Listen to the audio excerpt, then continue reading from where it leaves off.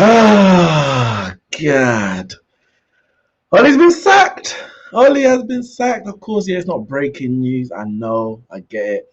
I was actually away. I was out of the city this weekend, so I just wasn't able to kind of stream and give my proper views. The last few weeks, it's been building. I've been giving my views everywhere I've been on this channel, on the Football Terrace, on Don Robbie channels, Twitter, everywhere. I've given my views. So nothing's really changed in terms of my thought process, but it's a reality now. It's an actual reality. Ole Gunnar Solskjaer has been sacked as Manchester United manager. Make sure you hit the like button, subscribe to the channel if you haven't done so already, and share everything on your social medias. Big up Zaza in the chat, and big up Afterlin Skills. Yeah, man. Listen, it's a new era at Manchester United now. Well, it should be anyway. I mean, as it stands, it's not really a new era because, as as you just said there, Skills. Why is Carrick still there? It's not really a new era, is it? Carrick is still here. McKenna's still here. Phelan's still here. I think there's only one coach who's actually gone. I thought Phelan would definitely go, being that he was the assistant manager to Solskjaer. Carrick, is he going to have Phelan as his assistant? Maybe, maybe. But I guess we'll delve onto that in a bit. Um, Ollie sacked, but what's next for Manchester United? First and foremost, I would like to thank Ole Gunnar Solskjaer for the work he's done. There's a lot of people, whether it be Manchester United fans or non-Man United fans, who are trying to discredit the work that Ole Gunnar Solskjaer has done at Manchester United. And no, it's not been. It definitely wasn't the finished article, so to speak, in terms of he didn't take us to the promised land or back to former glories, whatever, whichever way you want to phrase it. But what he has done cannot be denied. Some people are trying to deny it, but I won't allow it. I'm not going to allow those people to deny it and get away with it, should I say. People can do what they want, but I'm not going to deny it myself, and I'm not going to allow them to do it without being challenged. Because the reality is, Solskjaer picked us up, or he came in as an interim at one of our lowest moments, definitely in my lifetime as a Manchester United fan. We were bad under Moyes, we were boring and poor under LVG, but the atmosphere surrounding the club at the end of Jose Mourinho's reign was nothing that I could envisage. And before and after, that's never happened before. So that's the job that Solskjaer walked into as the interim manager in December 2018. Yeah, December 2018. And we are in a better place as a club and as a squad than he picked us up in. Now, people will say, yes, well, he had £400 million to spend. He was here for 3 years. If anyone else had got that kind of money or anyone else given that kind of time, they would have done so. Now, yeah, the previous managers may not have got 400 million, but they were here for long enough. And the squads that we were left with were not squads that people said, this team should be challenging for the league. This team should be challenging for the Champions League. What we were left with were mishmashes of squads that those managers didn't build, weren't able to build, whatever the case may be. And we were no further forward at those points than when those managers picked us up. Yeah, in areas we may have better players, but in other areas, we probably lost quality players that weren't replaced for one reason or another. I'm not blaming those managers. I didn't do it at the time when a lot of people wanted to blame those managers, wanted to blame Jose Mourinho. They were so adamant that it was Jose's fault, and any manager could pick us up at that point and turn us into winners. But we knew that that squad wasn't good enough. And that was one of the biggest, not the only reason, but one of the biggest reasons why those previous managers failed. Ollie came in, first season, went on that run, 19 games unbeaten, 14 wins in all competitions. That night in Paris, and just, yeah, very good results in that period. And where we went wrong in that time, and I said it at the time, and a lot of the I'm not just going to call them Ollie outers, but it's the staunch Ollie outers, the loud Ollie outers, the Ollie out with no regard to anything he's done for Manchester United. A lot of those people were the ones who were saying, see, I told you that it was Jose and any manager can come in and give him the job. They were saying, give him the job. When Ollie got the job, I said, listen, I understand why they gave it.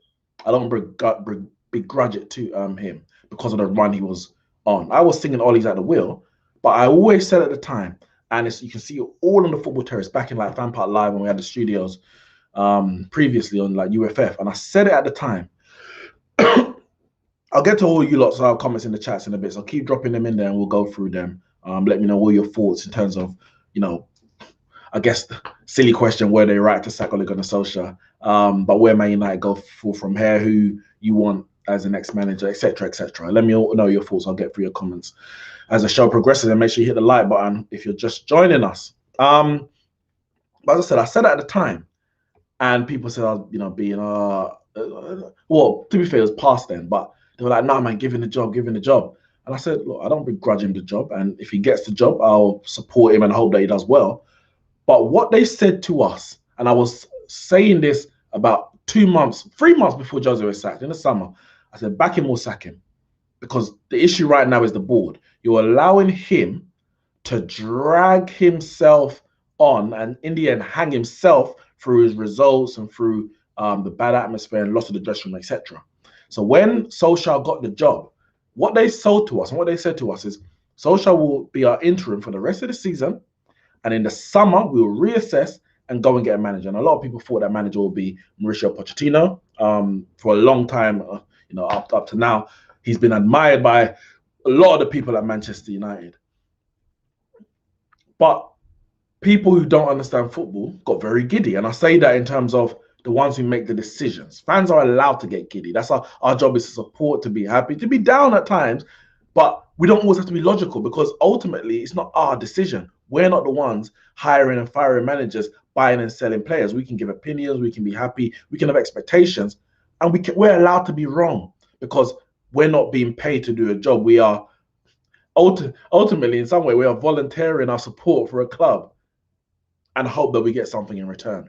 So fans are allowed to get giddy. I don't begrudge any fan for getting giddy. I was very, very happy myself. But I said, well, if you tell us that we're going to wait to the end of the season, see what Solskjaer has done, or assess the manager market at the end of the season, well, let's wait. What's the rush? What people were saying 2 years later is that when Solskjaer leaves Man United, nobody in the Premier League will hire him. What job is he going to get? I was saying it 3 months into his reign. I said, we don't need to rush and give him the contract, because who's he going to go to? Who is there stealing Solskjaer from us 3 months into an interim job? And on top of that, why would he even leave? He would want this job. So what is the rush? Let him continue what he's doing. Don't kind of upset the apple cart, so to speak, or rock anything. Everything's going well. We're winning games. We're through in the Champions League. We're nearly getting back into the top 4, because we were well off it when Jose left us. But no, people that don't understand football, Ed Woodward and co, gave him the job, and it all went downhill for the rest of the season. Finished 6th. I think we finished in the end, or 5th. Can't remember now, but we didn't qualify for Champions League. But anyway, we had decent summers. The next 2 summers, decent. There was, certain holes that weren't filled, and we know all the issues when it comes to the Glazers and Woodward in terms of the transfer market. So I don't have to go through all of that. And then the next year, it didn't start well. The first 6 months? September, October, November, December. Well, yeah, about 6 months, 5.5 months. It wasn't good. And it really peaked in the Ollie out moment was when, Samuel just said, let me go back to this quickly. What I said at the time was, and I think they were actually saying, before Jose, when Jose was sacked, I said the next signing we should make is not a manager, it's not a player, it should be a director of football. And they said they were going to do this. Of course, they ultimately didn't until just earlier this year. But anyway, fast forward, Liverpool away, Burnley at home, January 2020, sorry. was like peak Ollie out. A lot of people went Ollie out at that point and never returned. And again, I don't fault anyone for their opinion. Ultimately, they're not the one making the decision, but their opinion. We got Bruno Fernandes, and our fortunes turned. Finished third that season, and the next season, which of course was last year, finished second. So in the league, the progress was clear: more points, higher position, more goals, and other than outside of those 3 months of football, in terms of when he was the interim manager, the football was improving. So post interim up until I would say about January, about February, March 2021, the football had steadily got better as our team got better. We bought better players, despite us having at times tumultuous transfer markets. Of course, last summer, not the one just gone, with the whole Jadon Sancho saga and last minute deals of Cavani, etc. Those didn't help. But despite that, we were progressing in the league. But what was always hanging over Solskjaer was those crunch moments. And we can go through some of those crunch moments. So in the interim period we got to a point where now we were about to challenge for top four, and it all fell apart when he got his job, when he got the permanent job. The next season, we got to semi-finals of the League Cup and 2020 now, League Cup, FA Cup, and Europa League. Got to 3 semi-finals, lost to Man City, lost to Chelsea, lost to Sevilla. The Man City one is like disappointing. It was 3-2 overall in aggregate. Disappointing, but they're a better side than us, understandable. The Chelsea one, this was post-lockdown. So we were playing the same team game after game after game to try and catch up. Now, we were in the position to catch up because of what went wrong earlier in the season. So I can't put that on anyone but the players and the manager. But because of that condensed period of games, and it was just like 2 games a week, 3 games a week, non-stop after lockdown, we had to prioritize. Was it top 4 we wanted, or was it the FA Cup? And we prioritized top 4. I don't have a problem with that. Ultimately, Chelsea got top 4, but they lost in the FA Cup themselves. It is what it is. The Sevilla, which was, remember the Europa League, they moved it to a neutral venue in August after the league season had completed, and it was just one leg, wasn't it? It was one leg. So we played Copenhagen and then Sevilla after. This is where, for me, I was like, this is the managerial fault. Players, of course, don't get me wrong, but it's the manager's job to get the best out of the players, and it's a game that we should be winning. We are the better side. We were the better side for large parts. We allowed Sevilla to get back into it, lapses in concentration, etc. All credit to Sevilla, but it's another moment. It's 3 semi-finals now, one that you're expecting us to us to win, and we faltered again. Then we go into the season. We start the season poorly, poor transfer window, scraping. Well, we lost to Palace, battered by Spurs, scraped a win against Brighton after full time, actually, the Bruno penalty. And we're fighting now. We're fighting back to try and get into, I'm not going to say a title race, but cement ourselves into top 4. We don't want to be in a race for top 4 anymore. And we were able to do that. Of course, Bruno had another good season. We went to the top of the league in January, February times. And at that moment again, when the expectation arise, and it's like, okay, maybe you can win the league. Maybe there's a bit more pressure on you to now go win the league, because we didn't expect this at first. Expectation came, and we bottled it again. Credit to Man City, went on 20+ games unbeaten, a winning run in all competitions. It was crazy. And it would have still been difficult to catch them, even if we hadn't, let's say, bottled it. But the way we fell away, the type of games we played, when we fell away, that was a key kind of assessment point to say it's more than just Man City being better than us. There's something fundamentally wrong with Manchester United, with the players, with the coaches, and with the manager. Fundamentally wrong. Because the games that we lost, well, the games that we dropped points in, we were 2-0 up against Everton, then we were 3-2 up. We lost that game. So drew that game 3-3. We lost at home. I think if we won the game, we'd have gone back to the top of the league, and we lost at home to bottom side Sheffield United. Like, it's those pathetic performances that ultimately you're like, he's not going to do it.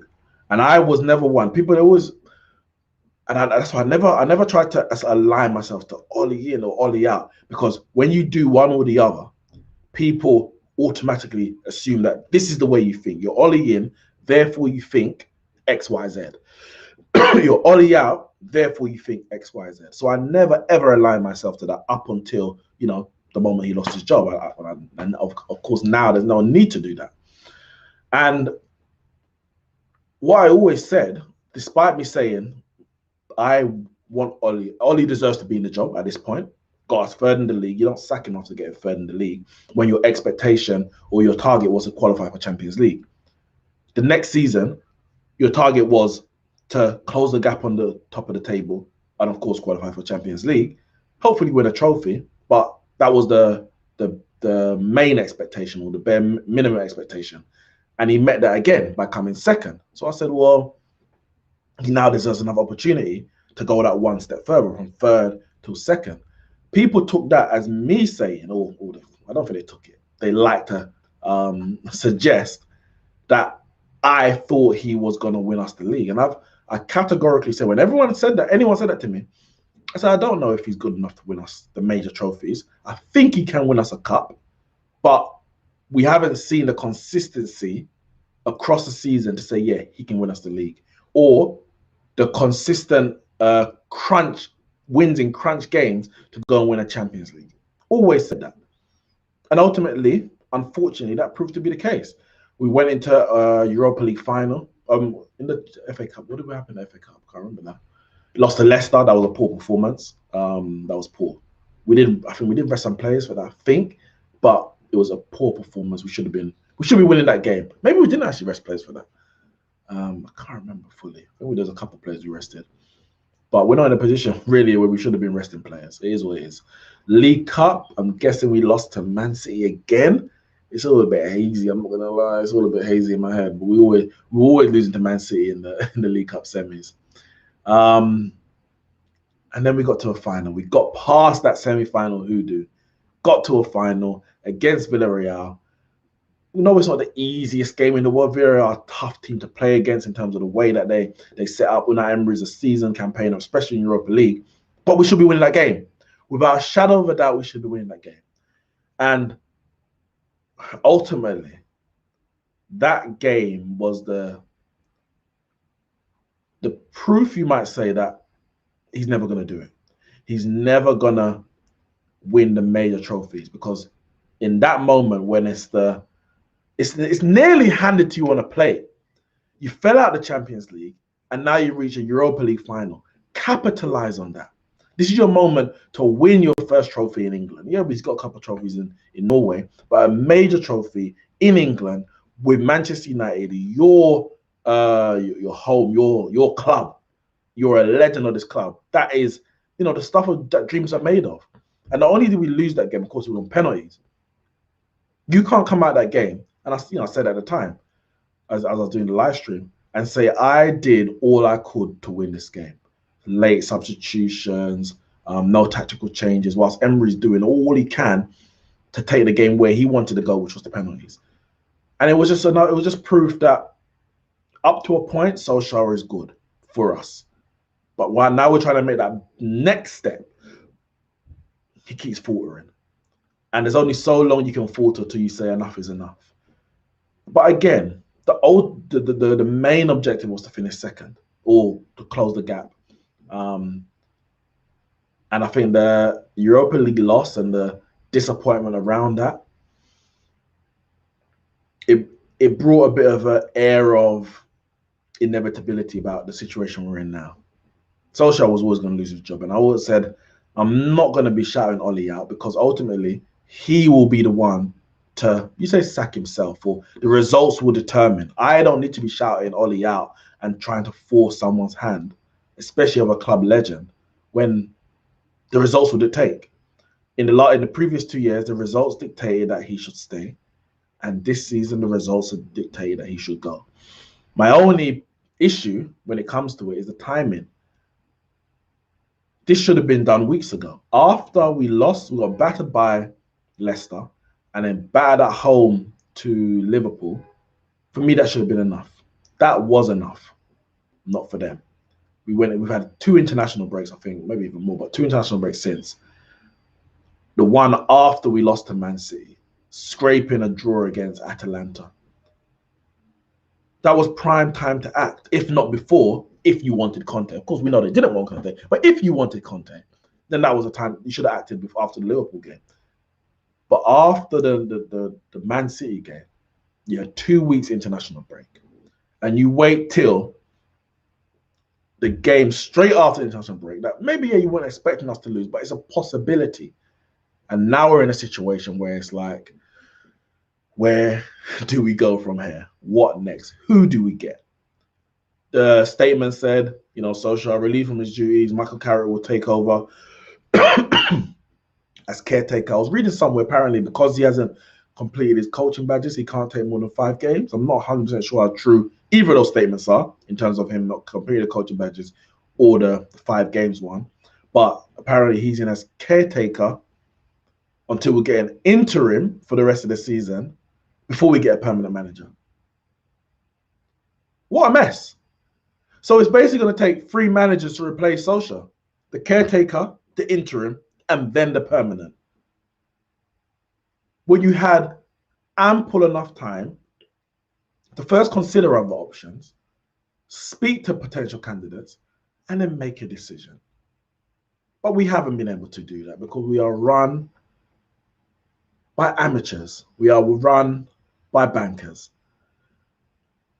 Neeks, why is Carrick still here? Because of who we're run by. Nothing more, nothing less. We all saw this coming for weeks, if not longer. Yet it's like it's sprung upon them. Whoa! Oh my God, we got to get rid of him. You should have been considering this for at least a month, minimum. But here we are, hoping that Pochettino wants to leave PSG in the middle of the season.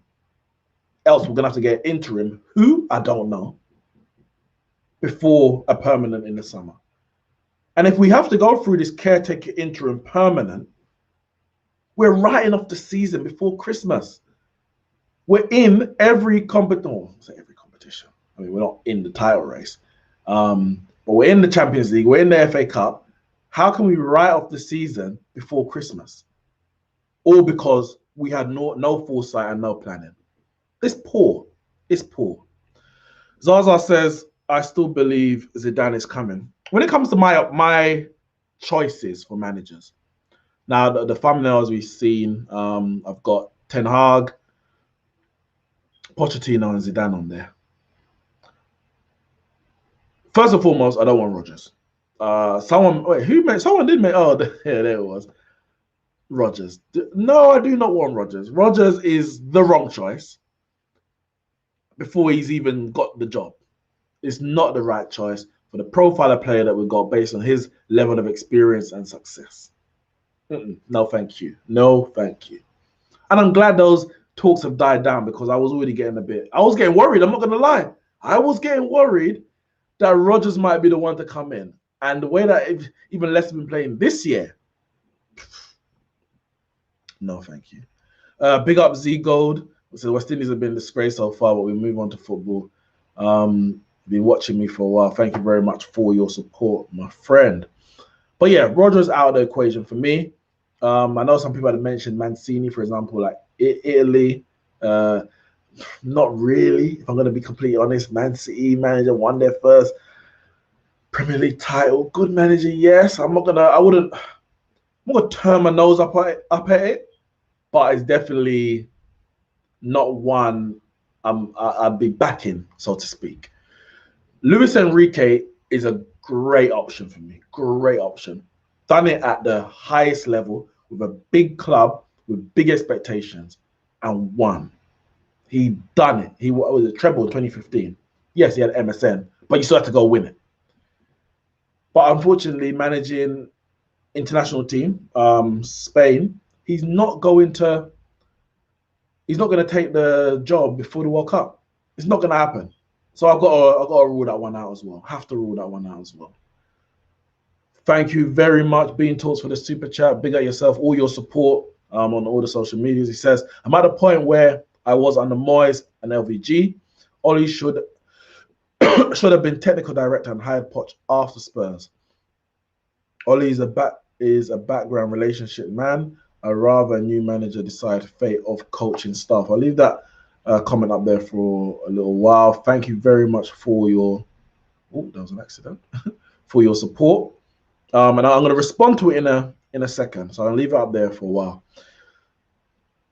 Zaza said, I think people are exaggerating Neeks. He left us a half-injured squad. Sancho failed under him. The defense is nowhere near stable, even after spending over 150 million. The defense isn't stable not because they are not good enough. They're not stable because his tactics haven't been good this season. So he has to go. It doesn't mean that the new manager comes in and then gets rid of all the defenders. No, the players that we've got, barring a midfielder, is good enough to compete for the league. I stand by that. And said, you're better off keeping him to the end of the season if you don't have an immediate replacement ready. I would say no, in the sense that by keeping him to the end of the season, we kind of know it's not going to work. Whatever change you make is 50, maybe 50-50, but there's a chance that it may work. Whereas if you keep him, it's not going to work. So by keeping him, you've ultimately written off the season without a shadow of a doubt. But it's gross negligence to be in a situation where we don't have a replacement ready, considering how performances and results have been going this season. Yes, you want to back the manager, I get it, but you still have to make contingency plans. You can't back him blindly to the detriment of the club when you're the one making the decision. You are the one who has to keep the club, I won't say afloat, but on target for the expectations.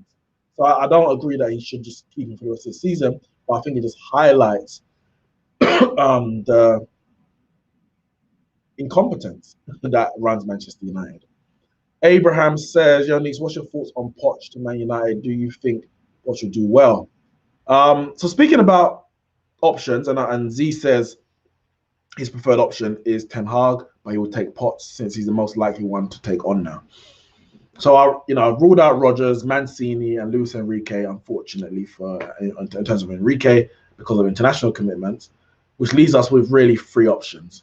So we're talking Erik Ten Hag, Mauricio Pochettino, and Zidane. And I say options, I use that term very loosely because all the reports suggest, and I have to accept it, all the reports suggest that Zidane doesn't want to come to England, doesn't want to come to the Premier League, and actually wants the Paris, so PSG job, or the French job, one of the two. The French job not going to be available until after next winter, even. So you probably put that one on the back burner. You can get back to that at a later date in his career. The PSG one seems like an easy fit. He's obviously a world-renowned ex-player and now coach, winning 3 Champions Leagues, 2 La Ligas, playing. Guys, give me 1 second. I need to get my charger. Give me 1 second.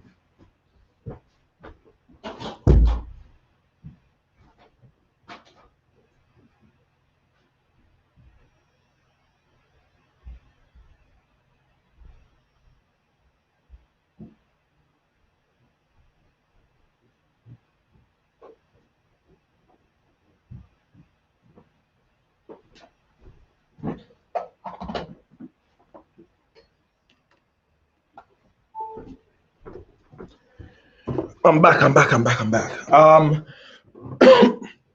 Yeah, so he will command the respect of the dressing room of PSG, which has some big egos in there. We're talking Mbappe, Neymar, and Messi, not to mention Sergio Ramos, Marquinhos, Verratti, Di Maria. Like, it's a perfect fit for him. Perfect fit. It's a new league, new team, a league that you should breeze. So that's a guaranteed trophy. You probably should breeze the cup as well. That's another guaranteed trophy. And then you can use your experience that you had with Real Madrid and go and win the Champions League for PSG, which they want desperately. Experience that Pochettino doesn't have. And which right now at PSG is kind of showing that he's coming up a little bit short. Yeah, in the league they're doing well. Should have won it last year. He joined 1 point behind with 6 months of the season to go and finished. Did he finish third in the year? No, it might be second. But finished further behind than when they started, when ultimately they should have caught Lille. They really should have caught Lille. In the meantime, the manager that Pochettino replaced joined Chelsea and won the Champions League. So it's a good team they got there. They just need the right manager. And I think Zidane is a great choice for them. And considering Pochettino's issues that he has with Leonardo, the sporting director, it seems like an easy, I won't say swap, but let Poch go to Manchester United because he desperately wants to join Manchester United. Man United desperately want him and go and get Zidane a free agent. PSG even make a bit of money of it in terms of compensation. And we're going to have to pay out Oli and pay the compensation, which is about 8.5 million for Pochettino. So I think I've had to rule out Zidane, unfortunately. Pochettino is clearly the favourite. Z says his preferred option is Ten Hag, and it's close between Ten Hag and Pochettino. But I would actually be more enthused about Ten Hag than I would about Pochettino, and I'll explain in a second. Let me go through some of these comments. Samuel says, Man United should bring in director of football and scouting talent, Paul Mitchell. Yeah, he did great work with both Spurs and Southampton. He was working when Pochettino was at his best. When Spurs were at his best, he was there. When the transfers were at the best, he was there between Levy and Pochettino. That's not going to happen though. We've got John Murtough, we've got Darren Fletcher. Those two are going to be integral in terms of choosing the next manager and when it comes to recruitment. So unfortunately, I wanted Zidane, Overmars to potentially come in. Ralph Ragnick's an option, but the power that he wants. I was going to say Ed Woodward wouldn't like that, but Ed Woodward's supposed to be going. But it don't look like he's going anywhere. This man has survived 4 managers. How is he still here? You chose all 4, yet here we are. Maybe I'll give you more as that was Fergie's choice, but you oversaw it all. Samuel says, people doubted Sir Alex when he first came in and he became the greatest manager of all time. Us Man United fans should get behind Pochettino and back him. But whichever manager comes in, I wish them all the best, and I'm going to give them the chance to prove themselves. But I said I explained exactly why I have the reservations about Pochettino in a second. Zaza says VDB and Sancho are not involved in the starting lineup. They have favoritism. Injured and rushed our players. Pogba's future still unsure. Defense that has more holes than Swiss cheese, even after spending millions. Yeah, ultimately, especially, I said a few months ago, he's going to down this McFred pivot. He's going to down that sword. He didn't give enough opportunities to certain players when things were going bad.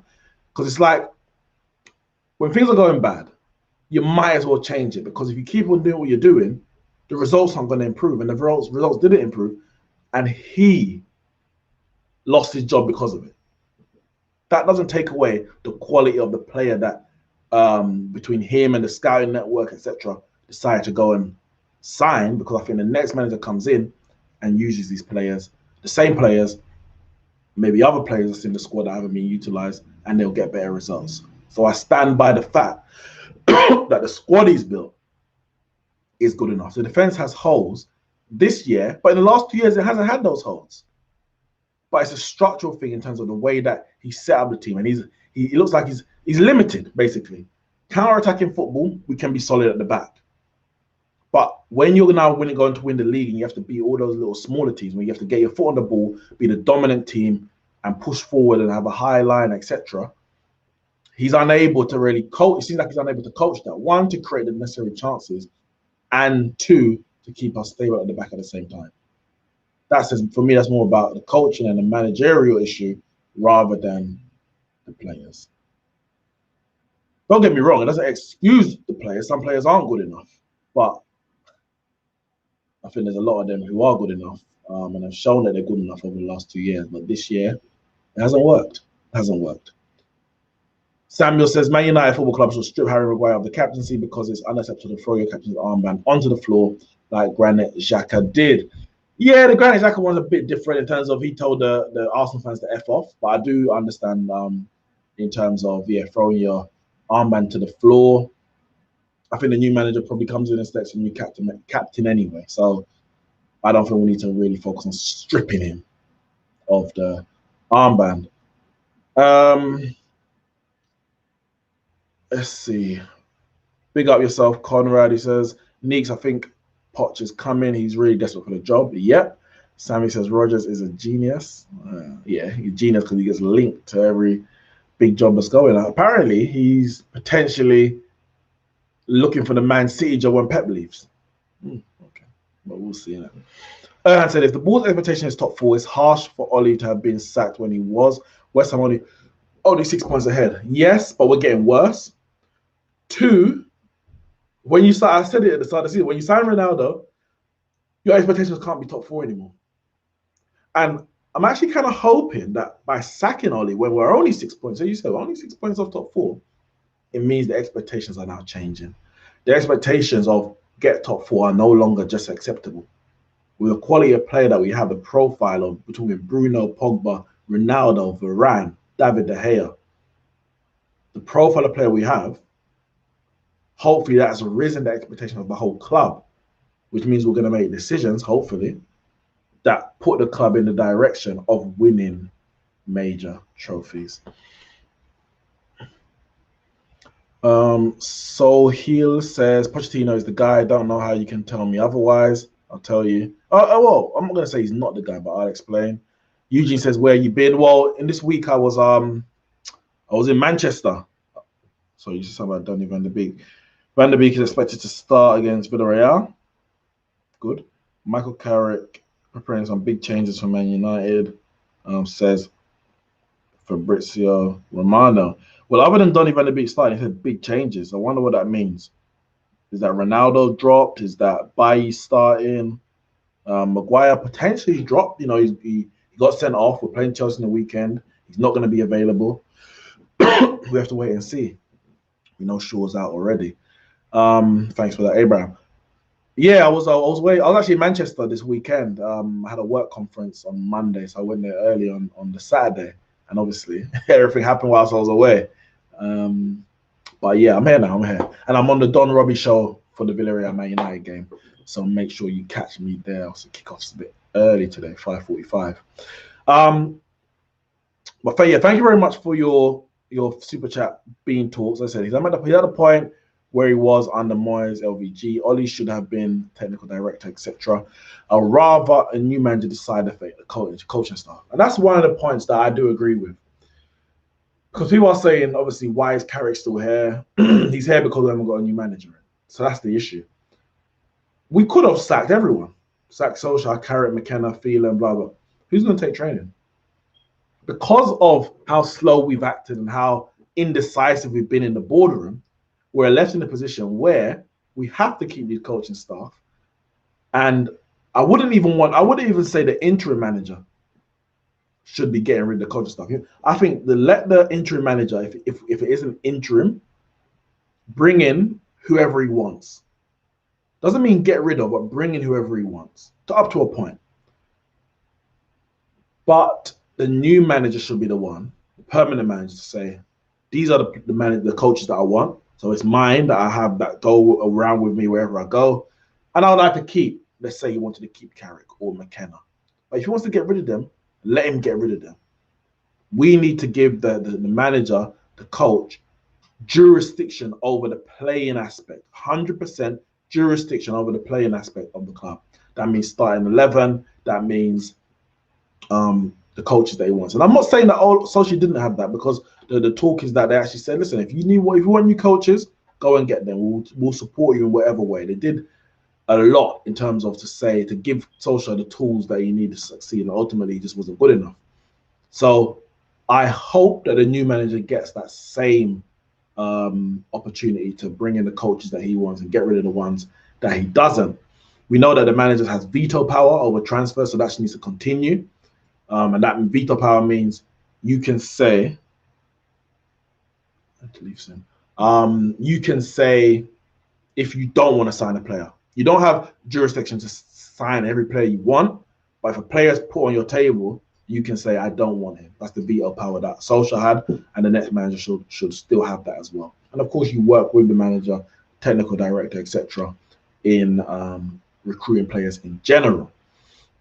Now, the reason why I have Zidane first, but we've got to be realistic. The only reason I have Ten Hag, there's two reasons really. I have Ten Hag above Pochettino. It's very close. It's like 60-40. I think Ten Hag does play better football in terms of attacking football. That's what I would say. He is a winner. Now, yes, I agree. The Dutch league is not the hardest league to win, and the Dutch Cups, but he has won. I think he's won 4 trophies in his career compared to Pochettino's one, which was the French Cup last season with PSG. But what we do know about Pochettino is that he's a bit of a ball job. He's a bit of a ball job. He bowled a league title with Spurs against Leicester. He's bowled certain semi-finals. I think he got to a final as well with Spurs again. And you can put it as a Spurs factor. Ultimately, he was the manager. He was the manager. I'm not going to say he bottled the Champions League final because Liverpool should have won that game. Or should I say Liverpool were favourites going into it. So I'm not going to say he bottled it. Then at PSG, for me, he bottled the league. PSG, with 1 point behind Lille when he joined, Lille and Lyon actually, 1 point behind both of them, and he wasn't able to win the league with a far superior team. I think he got runners-up in one of the French Super Cups as well. Like, he already has that bottle of tag, and it's for a reason. It's not just a banner thing. It's for a reason. So if we get Pochettino, I'm going to say, you know, I'm okay. He's a good manager. He's a good coach. He can improve players. But I'm not sure he can get us over the line. And we have certain level of players where right now we need to get over the line.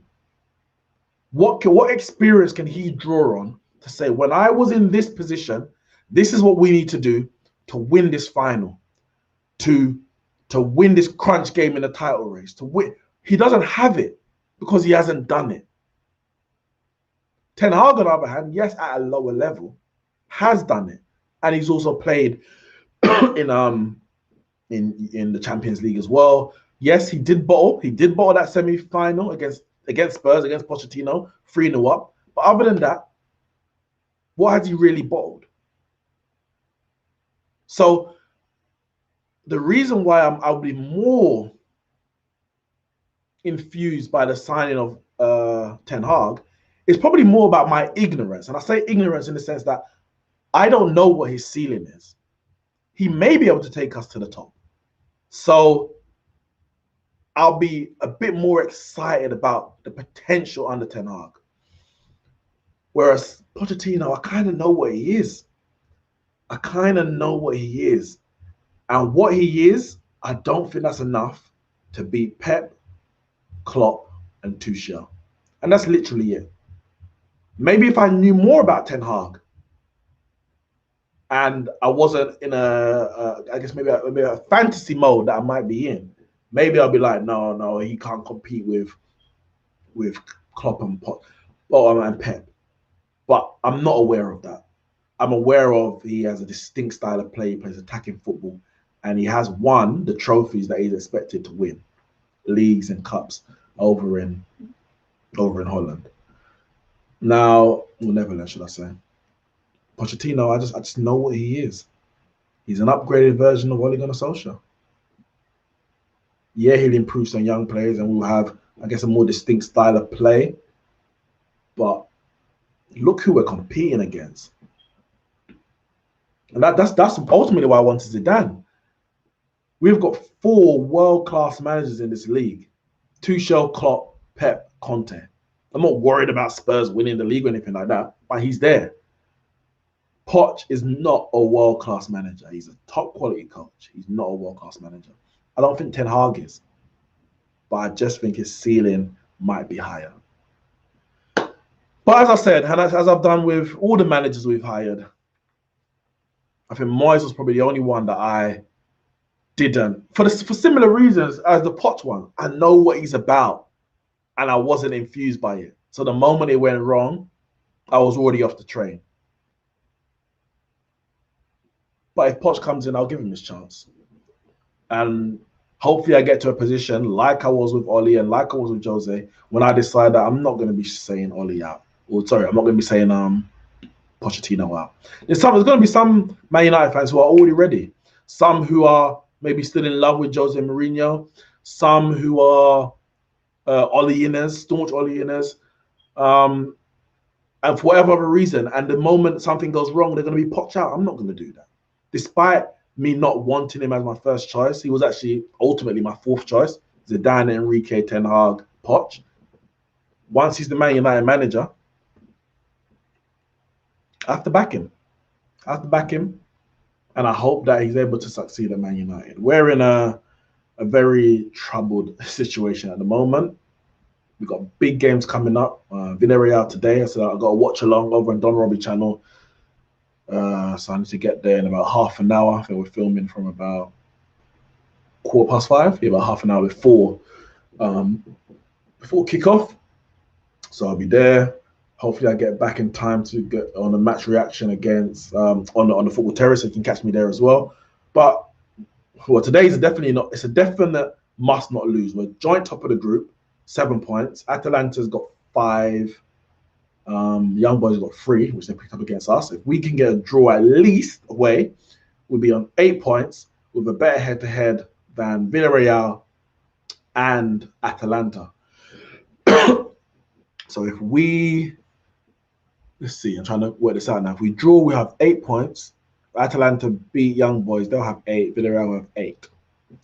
Our last game was against, so 3 teams have 8. And we would just have to get a draw against Young Boys in the last game will be enough.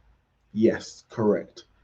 Because if we all draw the last game, we'll have 9 points each, and we got a better head-to-head than both of them. If it's head-to-head,